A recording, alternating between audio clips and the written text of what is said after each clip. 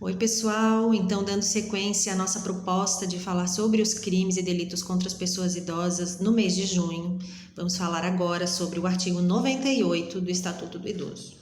Abandonar o idoso em hospitais, casas de saúde, entidades de longa permanência ou congêneres, ou não provendo suas necessidades básicas quando obrigado por lei ou mandado, detenção de 6 meses a 3 anos e multa.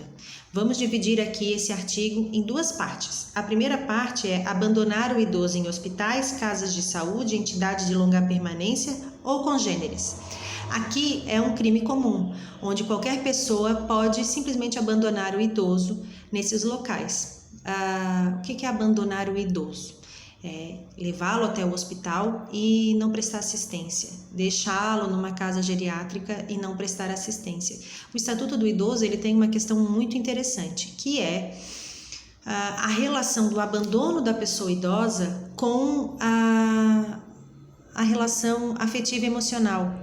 Então, a gente pode aqui pensar que mesmo que uma família coloque o idoso numa instituição de longa permanência, por exemplo, e pague a mensalidade e encaminhe todas as necessidades do idoso, no momento em que ela não visita, no momento em que ela não faz contato com a pessoa idosa, isso também pode ser considerado um abandono.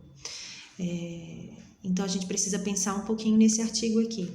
O abandonar não significa só não prover, deixar a pessoa lá e não voltar mais, mas também aqueles que se sentem garantidos porque pagam, também podem ser considerados dentro desse artigo 98. Agora, a segunda parte que fala não prover suas necessidades básicas quando obrigado por lei ou mandado, aqui está se referindo essencialmente às pessoas que, por lei, primeiro, são responsáveis em oferecer aquilo que o idoso precisa para as suas necessidades básicas, que são quem? O idoso tem o cônjuge, tem os filhos, tem os netos, não havendo filhos e netos ou a possibilidade de colaborar. Se o idoso ainda tem pai e mãe, se não tem pai e mãe, então a gente vai para os colaterais, que são os irmãos, os sobrinhos, que podem ser chamados para colaborar. Além disso, todo mundo nessa cadeia pode ser chamado para colaborar de maneira suplementar. Então, cada um vai dar o seu quinhão, a sua parte. Aqui se baseia também os pedidos de alimentos que estão lá no Código Civil e que a gente fala de modo geral com relação a direito de família, tá?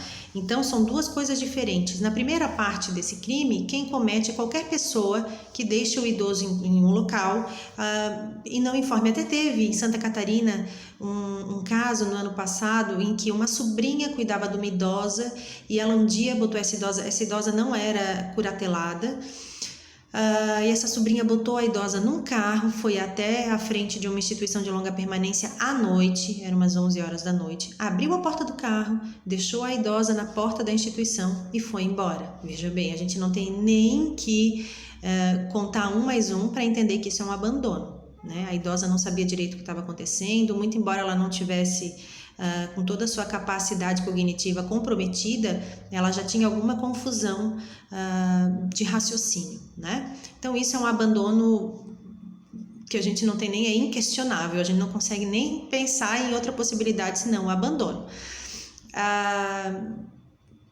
Essa idosa tinha irmãos, né? Ela não tinha filhos, enfim, eram os colaterais os responsáveis por ela. A assistência social atuou, chamou a família, teve uma conversa, se tentou restabelecer vínculos e a idosa foi encaminhada para a família. Agora, existem casos de idosos, eu acompanhei um muito de perto, no momento em que eu acompanhei meu pai numa internação, que tinha um idoso lá que a família não ia, não aparecia, ele estava recebendo todos os cuidados pelo hospital. Mas a família não ia, e para piorar, esse idoso, ele não enxergava, era deficiente visual.